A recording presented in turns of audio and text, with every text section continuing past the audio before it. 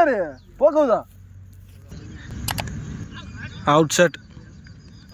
ஆமா out wicket.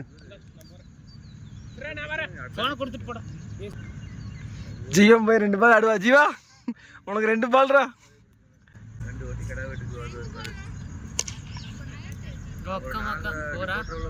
இல்ல ஓட மாட்டான் அவன். ஓட முடியாது. அவர் சொன்ன 2 பால்ல 1 பால்.